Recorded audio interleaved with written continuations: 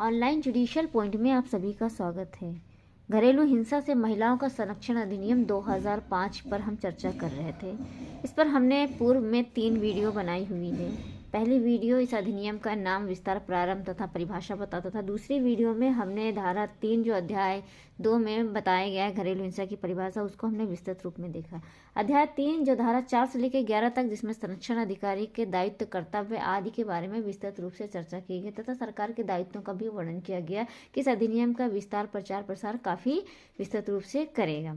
आज हम अगले अध्याय पर आते हैं। अध्याय 4 जो हमारा धारा 12 से लेकर 29 तक बटा हुआ है, और यह धारा 12 से 29 काफ़ी इम्पोर्टेंट है। इसमें अनुतोषों के आदेश अभिप्राप्त करने की प्रक्रिया का वर्णन किया गया है।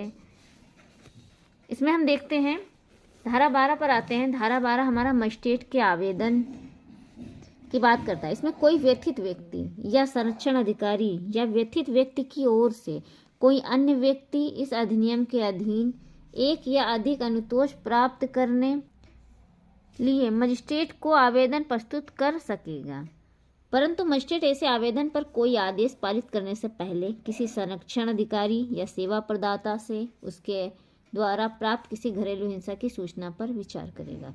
खंड 1 हमें ये बताता है कि अगर कोई व्यथित व्यक्ति है, संरक्षण अधिकारी है या व्यथित व्यक्ति कोई अन्य व्यक्ति है जो इस अधिनियम के अंतर्गत एक या अधिक अनुतोष प्राप्त करना चाहता है, तो वह मजिस्ट्रेट के समक्ष आवेदन प्रस्तुत कर सकता है। मजिस्ट्रेट उसके आवेदन पर एक आदेश पारित करेगा जिस पर संरक्षण अधिकारी या सेवा प्रदाता द्वारा किसी घरेलू हिंसा की सूचना पर विचार करेगी। कचहरी में जो लोग जाते हैं उनको पता होगा कि जब घरेलू हिंसा का मुकदमा दाखिल किया जाता है तो वहाँ पे कोर्ट प्रोबेशन से आख्या मंगाई जाती है। वो आख्या इसी परंतु के अंतर्गत आती है। वहाँ पे एक आख्या मंगाई जाती है, एक सामान्य चर्चा होती है कि घरेलू हिंसा कारित की गई कि नहीं, तो ये इसी परंतु के अंतर्गत किया जाता है। अगली उपधारा पर हम आते हैं तो देखते हैं, उपधारा 1 के अधीन ईप्सित किसी अनुतोष में वह अनुतोष भी सम्मिलित हो सकेगी जिसके लिए किसी प्रत्यर्थी द्वारा की गई घरेलू हिंसा के कार्यों द्वारा कारित की गई क्षतियों के लिए प्रतिकर या नुकसान के लिए वाद संस्थित करने के ऐसे व्यक्ति के अधिकार पर प्रतिकूल प्रभाव डाले बिना किसी प्रतिकर या नुकसान के संदाय के लिए आदेश जारी किया जाता है। परंतु जहाँ किसी न्यायालय द्वारा प्रतिकर या नुकसानी के रूप में किसी रकम के लिए व्यथित व्यक्ति के पक्ष में कोई डिक्री पारित की गई है, यदि इस अधिनियम के अधीन मजिस्ट्रेट द्वारा किए गए किसी आदेश के अनुसरण में कोई रकम संदत्त की गई है या संदेह है, तो ऐसी डिक्री के अधीन संदेह रकम के विरुद्ध मुजरा होगी और सिविल प्रक्रिया संहिता 1908 में या तत्समय प्रवृत्त किसी अन्य विधि में किसी बात के होते हुए भी वह डिक्री इस प्रकार मुजरा किए जाने के पश्चात अतिशेष रकम के लिए यदि कोई हो निष्पादित की जाएगी। उपधारा 1 के अधीन प्रत्येक आवेदन ऐसे प्रारूप में और ऐसी विशिष्टियां जो विहित की जाएं यथासंभव उसके निकटतम रूप से अंतर्विष्ट होंगी। खंड 4 कहता है, मजिस्ट्रेट सुनवाई की पहली दिनांक नियत करेगा जो न्यायालय द्वारा आवेदन की प्राप्ति के दिनांक से सामान्यतः 30 दिन से अधिक नहीं होंगी।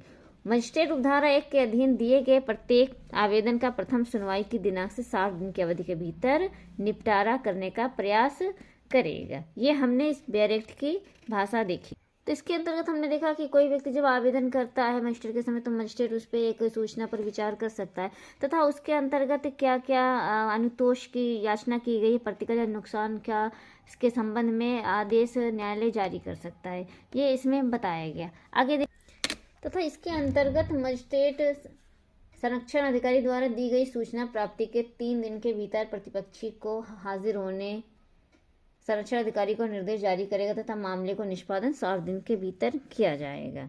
इसमें बताया गया है कि पहली सुनवाई की पहली दिनांक नियत करेगा तथा न्यायालय द्वारा आवेदन की प्राप्ति के सामान्यतः 3 दिन से अधिक नहीं होगी। इम्पोर्टेंट है कि 3 दिन से अधिक नहीं होगी और प्रत्येक आवेदन की प्रथम सुनवाई की दिनांक से 60 दिन के भीतर उस आवेदन को निपटारा किया जाएगा। ये इस धारा के अंतर्गत प्रावधान किया गया है। धारा 12 में ये बताया गया है।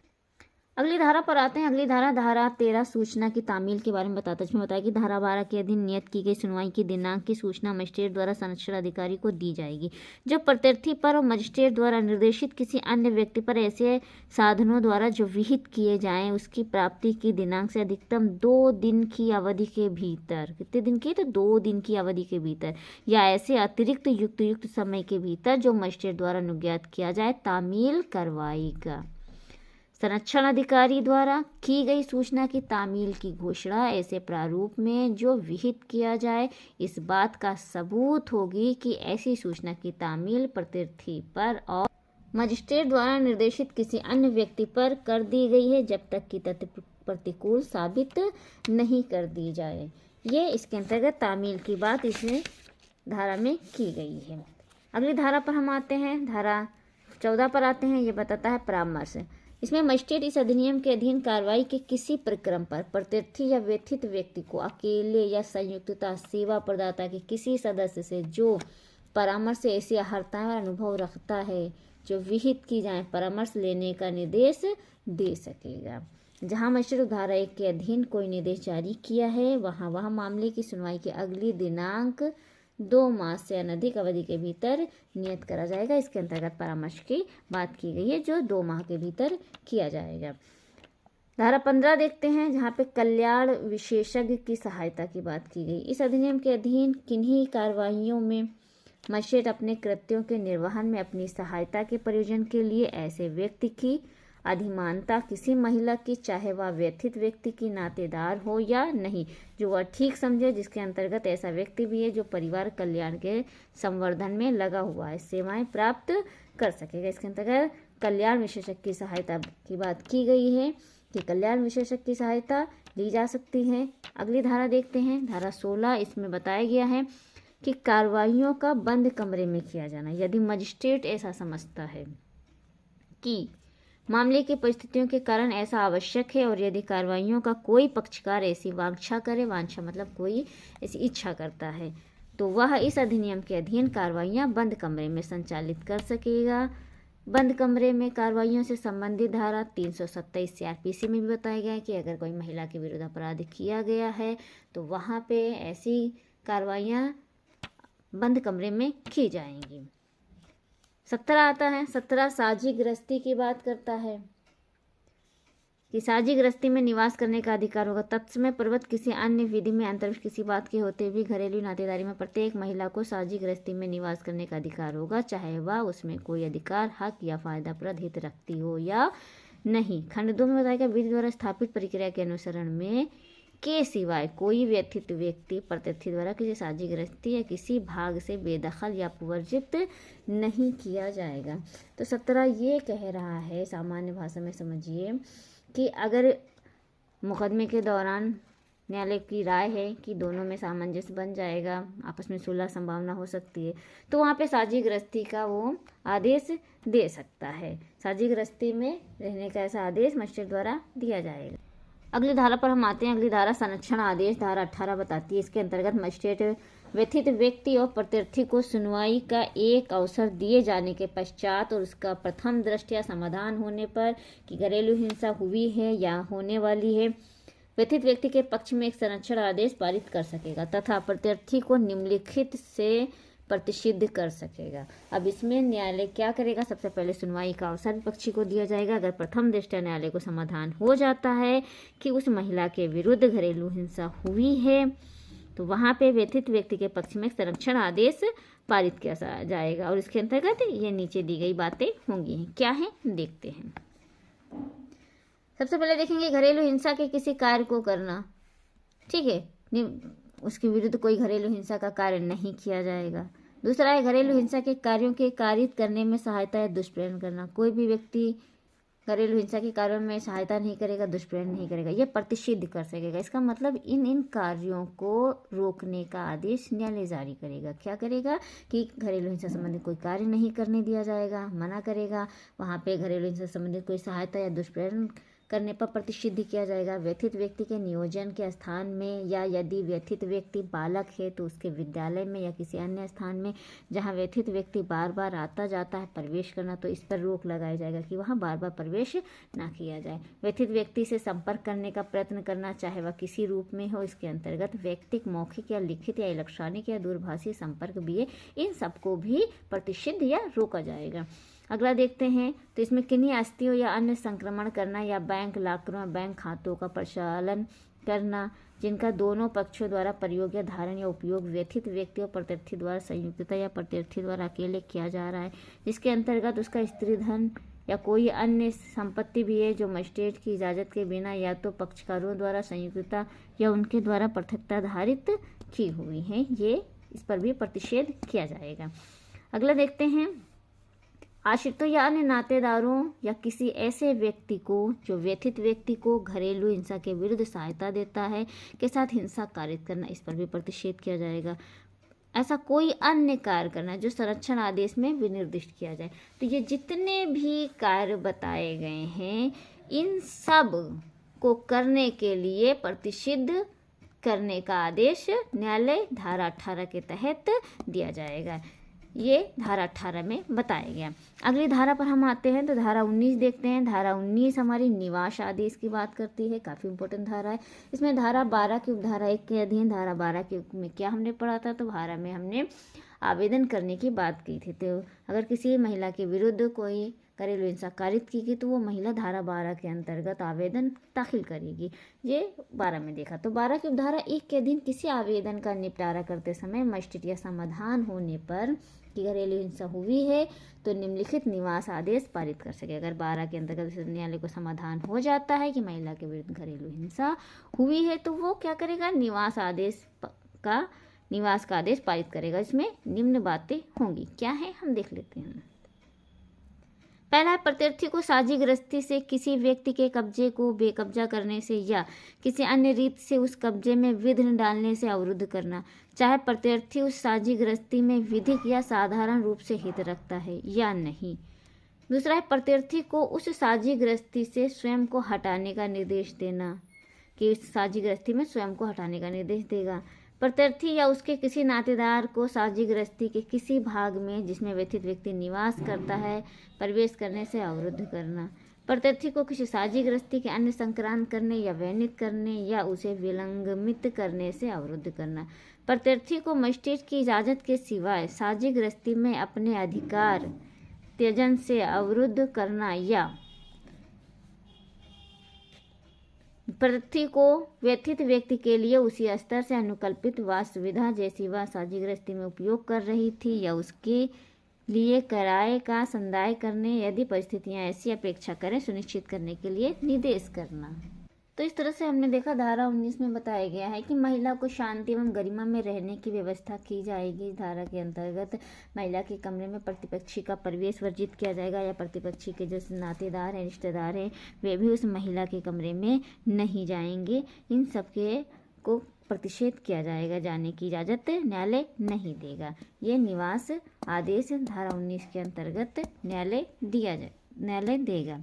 आगे हम देखते हैं, परंतु यह कि खंड खा के अधीन कोई आदेश किसी व्यक्ति के जो महिला है विरुद्ध पारित नहीं किया जाएगा। मजिस्ट्रेट महिला के विरुद्ध कौन सा आदेश पारित नहीं किया जाएगा। अब देखिए यहाँ पे बताया गया है कि मजिस्ट्रेट व्यथित व्यक्ति या ऐसे व्यथित व्यक्ति की किसी संतान की सुरक्षा के लिए संरक्षण देने या सुरक्षा की व्यवस्था करने के लिए कोई अतिरिक्त शर्त अधिरोपित कर सकेगी या कोई अन्य निर्देश पारित कर सकेगा जो वह युक्त रूप से आवश्यक समझे। मजिस्ट्रेट घरेलू हिंसा किए जाने का निवारण करने के लिए प्रत्यर्थी से एक बंद पर प्रतिभूओं सहित या उसके बिना निष्पादित करने की अपेक्षा कर सकेगा। चौथे में बताया गया है कि धारा 3 के अधीन कोई आदेश सीआरपीसी के अध्याय 8 के अधीन किया गया कोई आदेश समझा जाएगा, तदनुसार कार्रवाई की जाएगी। 5वें खंड में बताया गया धारा 1, 2, 3 के अधीन किसी आदेश को पारित करते समय न्यायालय उस व्यक्ति को संरक्षण देने के लिए या उसकी सहायता करने के लिए निकटतम पुलिस थाने के भारसाधक अधिकारी को निर्देश देते हुए आदेश भी पारित कर सकेगा। 6 में बताया कि धारा 1 के अधीन कोई आदेश करते समय मजिस्ट्रेट पक्षकारों की वित्तीय आवश्यकताओं संसाधनों को ध्यान में रखते हुए किराए अन्य संदायों के उन्मोचित से संबंधित बाध्यताओं को प्रत्यर्थी पर अधिरोपित कर सकेगा। मतलब ये है कि अगर जब न्यायालय ऐसा आदेश दे रहा है तो विपक्षी की आर्थिक स्थिति क्या है, इन सब चीज़ों की, इसकी फाइनेंशियल स्टेटस क्या है, इन सब चीज़ों को ध्यान में रखते हुए ऐसा आदेश करेगा। खंड 7 में बताया गया कि मजिस्ट्रेट उस पुलिस थाने के भारसाधक अधिकारी को जिसके अधिकारिता में संरक्षण आदेश के कार्यान्वयन में सहायता करने के लिए मजिस्ट्रेट से निवेदन किया गया है, निर्देश कर सकेगा। खंड 8 है कि मजिस्ट्रेट व्यथित व्यक्ति को उसके स्त्री धन या किसी अन्य संपत्ति या मूल्यवान प्रतिभूति को जिसके लिए वह हकदार है कब्जा लौटाने के लिए प्रत्यर्थी को निर्देश दे सकेगा। अगली धारा देखते हैं, 20 धारा देखते हैं। इसमें धनी अनुतोष की बात की गई। इसके अंतर्गत धारा 1 इसमें बताया गया, धारा 1 में बताया गया, धारा 12 की धारा 1 क्या हमने बताया था, इसमें आवेदन करने की बात की गई थी। ठीक, के अधीन किसी आवेदन का निपटारा करते समय मजिस्ट्रेट घरेलू हिंसा के परिणाम स्वरूप व्यथित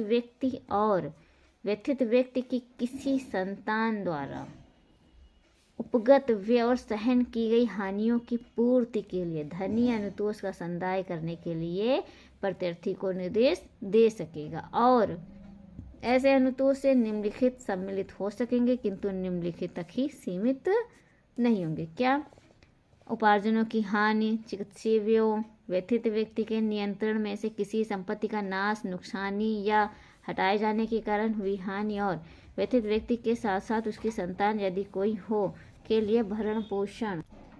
CRPC की धारा 125 है, तस्मै पर्वत किसी अन्य विधि के अधीन कोई आदेश या भरण पोषण आदेश के अतिरिक्त कोई आदेश इसमें सम्मिलित है। इस धारा के अधीन अनुदत्त धनी अनुतोष पर्याप्त, उचित और युक्त होगा तथा उस जीवन स्तर से जिसका व्यथित व्यक्ति अभ्यस्त है संगत होगा। खंड 3 में बताया गया कि मजिस्ट्रेट को जैसा मामले की प्रकृति और परिस्थितियां अपेक्षा करें भरण पोषण की एक समुचित एक मुश्त संदाय या मासिक संदाय का आदेश देने की शक्ति होगी। एक खंड 19 के खंड 3 के तहत ही घरेलू हिंसा के मामलों में जो मजिस्ट्रेट आदेश देता है वो इसी के अंतर्गत देता है कि मंथली महिला को जो एक मुश्त राशि या मंथली जैसा भी आदेश होता है धनराशि देने का आदेश खंड 3 के तहत ही दिया जाता है। काफ़ी इम्पोर्टेंट खंड है। अगले उस पर देखते हैं उपधारा पे, खंड 4 पे। मजिस्ट्रेट आवेदन के पक्षकारों को और पुलिस थाने के भारसाधक को जिसके स्थानीय सीमाओं की अधिकारिता में प्रत्यर्थी निवास करता उपधारा 1 के अधीन दिए गए आर्थिक अनुतोषों के आदेश की एक प्रति भेजेगा। यहाँ पे एक प्रति भी दी जाएगी। किसको दी जाएगी? तो पुलिस थाने के भारसाधक अधिकारी को जिसकी सीमा में विपक्षी निवास करता है। खंड 5 देखते हैं। प्रति उपधारा 1 के अधीन आदेश में निर्दिष्ट अवधि के भीतर व्यथित व्यक्ति को अनुदत्त आर्थिक अनुतोष का संदाय करेगा। यहाँ पे आर्थिक अनुतोष का संदाय भी किया जाएगा। अब खंड 6 भी देख लेते हैं। उपधारा 1 के अधीन आदेश के निबंधों में संदाय करने के लिए प्रत्यर्थी की ओर से असफलता पर मजिस्ट्रेट प्रत्यर्थी के नियोजक या ऋणी को व्यथित व्यक्ति को प्रत्यक्षता संदाय करने या मजदूरी या वेतन का एक भाग न्यायालय में जमा करने, शोध ऋण या प्रत्यर्थी के खाते में शोध या उद्भूत ऋण को जो प्रत्यर्थी द्वारा संदेह धनी अनुतोष में समायोजित कर ली जाएगी जमा करने का निर्देश दे सकेगी। ये धारा 19 थी। सिंपल से समझिए कि महिलाओं को शांति और गरिमा से रहने की व्यवस्था इस अंतर्गत की जाएगी तथा महिला के कमरे में प्रतिपक्षी का प्रवेश भी वर्जित किया जाएगा। ये हमने धारा 19 में बताया था। 20 ने बताया कि महिला की शारीरिक चोटें हैं, आर्थिक नुकसान की पूर्ति हैं, ये सब विपक्षी से कराए जाने का आदेश दिया जाएगा, जिसको काफ़ी विस्तृत रूप से धारा 20 ने बताया हुआ है।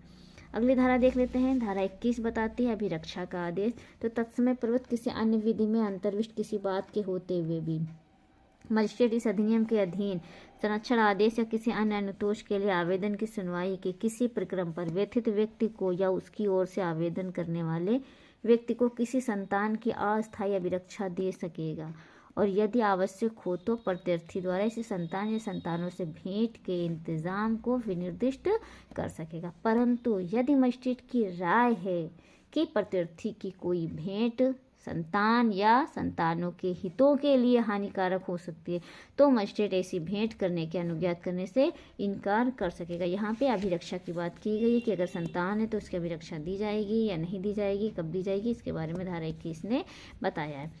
अगली धारा पे देखते हैं। तो धारा 22 जो है प्रतिकर का आदेश की बात करता है, प्रतिकर आदेश। तो यहाँ पे बताया गया कि अन्य अनुतोष के अतिरिक्त जो इस अधिनियम के अधीन अनुदित की जाए, मजिस्ट्रेट व्यथित व्यक्ति द्वारा किए गए आवेदन पर प्रत्यर्थ की क्षतियों के लिए, जिसके अंतर्गत उस प्रत्यर्थी द्वारा की गई घरेलू हिंसा के कार्यों द्वारा मानसिक यातना, जैसे मानसिक यातना दी गई और भावनात्मक कष्ट सम्मिलित हैं, प्रतिकर और नुकसानी का संदाय करने के लिए प्रत्यर्थी को निर्देश देने का आवेदन पारित कर सकेगा, धारा 22 के अंतर्गत। धारा 23 मोस्ट इम्पोर्टेंट धारा है, ये एग्ज़ाम की दृष्टि से भी काफ़ी पूछी जाने वाली धारा है और कचहरी की दृष्टि से भी काफ़ी इम्पोर्टेंट। देख लेते हैं। धारा 23 कहती है अंतरिम और एक पक्षी आदेश देने की शक्ति। मजिस्ट्रेट ऐसे अधिनियम के अधीन जिसके समक्ष किसी कार्यवाही में ऐसा अंतरिम आदेश जो न्याय संगत और उपयुक्त हो पारित कर सकेगा।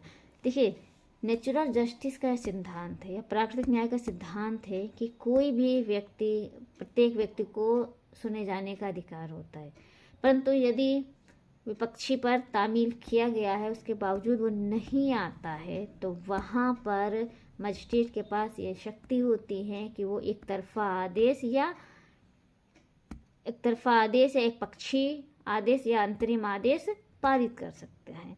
तो ये अंतरिम और एक पक्षी जो आदेश घरेलू हिंसा के तहत दिया जाएगा वो धारा 23 के अंतर्गत दिया जाएगा।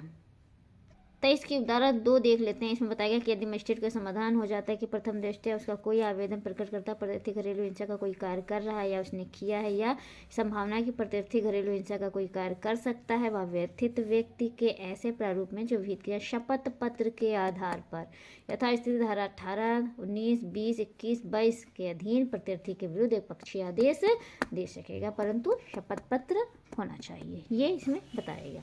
आगे देखते हैं, धारा 24 देख लेते हैं। तो धारा 24 बताती है कि न्यायालय द्वारा आदेश की प्रतियों का निःशुल्क दिया जाना। किसको दिया जाएगा? देखिए, मजिस्ट्रेट सभी मामलों में जहां उसने एक अधिनियम के अधीन कोई आदेश पारित किया है, जहां वह आदेश देगा, ऐसे आदेश की एक प्रति निःशुल्क आवेदन के पक्षकारों को, उस पुलिस थाने के भारसाधक अधिकारी को, देखिए किसको देंगे? सबसे पहले जिसने आवेदन किया उन पक्षकारों को, दूसरा पुलिस भारसाधक अधिकारी को जिसकी स्थानीय अधिकारिता मजिस्ट्रेट के पास पहुंच गई है, और न्यायालय की अधिकारिता की स्थानीय सीमाओं के भीतर अवस्थित उसकी सेवा प्रदाता को, तीसरा कौन है? सेवा प्रदाता को। और यदि किसी सेवा प्रदाता ने किसी घरेलू घटना की सूचना को रजिस्ट्रीकृत किया है तो उस सेवा प्रदाता को दी जाएगी। तो यहाँ पे निःशुल्क प्रतियां देने की बात धारा 24 में की गई है। आगे हम देखते हैं धारा 25। धारा 25 बताती है आदेशों की अवधि और उनमें परिवर्तन। धारा 18 के अधीन संरक्षण आदेश व्यथित व्यक्ति द्वारा निर्मोचन के लिए आवेदन किए जाने तक प्रवृत्त रहेगा। यदि मजिस्ट्रेट का व्यथित व्यक्ति या प्रत्यर्थी से किसी आवेदन की प्राप्ति पर यह समाधान हो जाता है, इस अधिनियम के अधीन किए गए किसी आदेश में परिस्थितियों में परिवर्तन के कारण परिवर्तन, उपांतरण या प्रतिसंहरण अपेक्षित है, तो वह लेखबद्ध किए जाने वाले कारणों से ऐसा आदेश जो वह समुचित समझे पारित कर सकेगा। अब 25 क्या कहते हैं? सामान्य भाषा में समझिए कि यहाँ पे अगर न्यायालय ने किसी आदेश को पारित किया तो उस आदेश को वह परिवर्तन कर सकता है, उसको वापस ले सकता है, ये प्रतिसारित कर सकता है, उपांतरण या परिवर्तन कर सकता है। न्यायालय अपने द्वारा दिए गए आदेश का परिवर्तन या उसमें उपांतरण धारा 25 के अंतर्गत करेगा। ठीक है, अगली धारा हम देखते हैं। धारा 26 बताती है अन्य वादों और विधिक कार्रवाइयों में अनुतोष की धारा 18, 19, धारा 20, 21, 22 के अधीन उपलब्ध कोई अनुतोष किसी सिविल न्यायालय, कुटुंब न्यायालय या किसी दंड न्यायालय के समक्ष किसी व्यथित व्यक्ति और प्रत्यर्थी को प्रभावित करने वाली किसी विधिक कार्रवाई में भी, चाहे ऐसी कार्रवाई इस अधिनियम के प्रारंभ से पूर्व या उसके पश्चात प्रारंभ की गई हो, मांगा जा सकता है। इसके अंतर्गत विधिक कार्रवाइयों में जो अनुतोष है वो धारा 26 के तहत मांगेंगे कि मुकदमे के खर्चे के लिए कुछ अनुतोष की आवश्यकता है, वो 26 के तहत जो आवेदन करता है, आवेदन करती है, वो मांग सकती है धारा 26 के तहत। अगली धारा हम देखते हैं धारा 27 अधिकारता, काफ़ी इम्पोर्टेंट धारा है। अधिकारता से तात्पर्य मतलब अब ये हम यहाँ पे देखेंगे किस न्यायालय को पावर होगी, कौन सा न्यायालय ज्यूरिडिक्शन रखेगा, ये इसके बारे में बताया गया। इससे संबंधित थोड़ा सा अन्य प्रोविज़न पर भी हम चर्चा कर लेते हैं। जैसे CRPC में अधिकारता से संबंधित प्रावधान 177 से 189 में बताया गया है, और धारा 9 से 25 CPC में भी अधिकारता के बारे में काफ़ी विस्तृत चर्चा की गई है। चलिए धारा 27 देख लेते हैं। यथास्थिति प्रथम वर्ग के न्यायिक मजिस्ट्रेट या महानगर मजिस्ट्रेट का न्यायालय जिसकी स्थानीय सीमाओं के भीतर व्यथित व्यक्ति स्थायी रूप से या अस्थायी रूप से निवास करता है या कारोबार करता है या नियोजित है, या प्रत्यर्थी निवास करता है या कारोबार करता है या नियोजित है, या हेतुक उद्भूत होता है। इस अधिनियम के अधीन कोई संरक्षण आदेश और अन्य आदेश अनुदत्त करने और इस अधिनियम के अधीन अपराधों का विचारण करने के लिए सक्षम न्यायालय होगा। अर्थात धारा 27 ये बताती है कि किस न्यायालय में हम घरेलू हिंसा का मुकदमा दाखिल कर सकते हैं। अगर किसी महिला के विरुद्ध कोई घरेलू हिंसा कारित की गई है तो वो कहाँ जाएगी मुकदमा करने? तो सबसे पहले जो न्यायालय होगा वो प्रथम वर्ग न्यायिक मजिस्ट्रेट होना चाहिए, या अगर महानगर क्षेत्र का मामला है तो वहाँ पे महानगर मजिस्ट्रेट है। कहाँ पे? इनके अगर स्थानीय के भीतर में व्यथित व्यक्ति यानी कि विपक्षी जहाँ परमानेंट रूप से रह रहा है या टेम्परेरी रह रहा है या जहाँ पे वो कोई कारोबार कर रहा है या वहाँ पे नियोजित है, ठीक है, वहाँ कर सकता है। या प्रत्यर्थी निवास करता है, कारोबार करता है, वहाँ कर सकता है। या हेतुक उद्भूत हुआ से तात्पर्य है कि जहाँ पर उस महिला के विरुद्ध घरेलू हिंसा कारित की गई है, जहाँ पे ऐसी घटना हुई है, तो वहाँ पर ऐसी जगह पर मुकदमा किया जा सकता है, बात दाखिल कर सकता है। आदेश अगर इसके संबंध में कोई अगर आदेश दिया गया वे आदेश समस्त भारत में परिवर्तनीय होंगे, ये बताया गया है। समस्त भारत में परिवर्तन इससे संबंधित कुछ धाराएं जैसे CRPC में 48 है, 60 है, 77 है। 48 में बताया अगर कोई गिरफ्तार व्यक्ति है भारत की सीमा से बाहर, भारत मतलब अधिकारता से बाहर कहीं भाग जाता है तो गिरफ्तारी कहीं भी भारत में कहीं भी की जा सकती है, ये इसमें बताया गया। 60 हो गई, 67 भी हो गई दोनों धाराएं। धारा 60 CRPC कहती है कि निकल भागने पर पीछा करने और फिर पकड़ लेने की जो शक्ति होगी वो भारत में कहीं भी की जा सकती है। अगर कोई भाग गया है पीछा करते हुए भारत में किसी भी स्थान पे जा सकते हैं, वहाँ ज्यूरिडिक्शन मान्य नहीं रखेगा। धारा 77 ये बताती है कि वारंट का निष्पादन कहाँ किया जाएगा, तो कहा गया कि भारत में कहीं भी वारंट का निष्पादन किया जा सकता है। धारा 28 प्रक्रिया बताती है, ये बताती है कि इस अधिनियम के में अन्यथा उपबंधित के सिवाय धारा 12, धारा 18, धारा 19, 20, धारा 21, धारा 22, 23 के अधीन सभी कार्रवाइयाँ और धारा 31 के अधीन अपराध दंड प्रक्रिया संहिता के बंधु द्वारा शासित होंगे। इसके अंतर्गत जितनी भी ये 19, 20, 21, 22, 18 से लेके 23 तक की जितनी भी कार्रवाइयाँ हैं ये जो है CRPC दंड प्रक्रिया संहिता के अंतर्गत ही शासित होंगी। उपधारा की कोई बात धारा 12 के अधीन या धारा 23 की धारा 2 के अधीन किसी आवेदन के निपटान के स्वयं की प्रक्रिया अभिकथित करने के लिए न्यायालय को निवारित नहीं किया। न्यायालय चाहे तो अपनी कोई प्रक्रिया अभिकथित कर सकती है, ऐसा न्यायालय को रोका नहीं जाएगा। अगली धारा देख लेते हैं। इस अध्याय की आखिरी धारा है, अंतिम धारा है, धारा 29। ये कहती है दिनांकों जिसको मजिस्ट्रेट द्वारा किए गए आदेश की यथास्थिति व्यथित व्यक्ति या प्रत्यर्थी पर जिस पर पश्चातवर्ती हो तामील हो जाती 30 दिन के भीतर सेशन न्यायालय में अपील हो सकेगी। ये अपीली धारा है। इसमें बताया गया है कि अगर कोई आदेश इसके अंतर्गत घरेलू हिंसा के तहत किया गया तो उसकी अपील कहाँ की जाएगी, तो सेशन न्यायालय में की जाएगी। कितने समय के भीतर, तो 30 दिन के भीतर सेशन न्यायालय में अपील की जा सकती है। इस तरह से इस अध्याय को हमने समाप्त कर लिया है। अगला अध्याय हमारा प्रकीर्ण रहेगा, उसके बाद घरेलू हिंसा का जो अधिनियम है वो समाप्त हो जाएगा। अगली वीडियो काफ़ी इम्पोर्टेंट होगी, जो बचे कुछ भी कुछ प्रोविज़न है वो उसमें हम बता देंगे।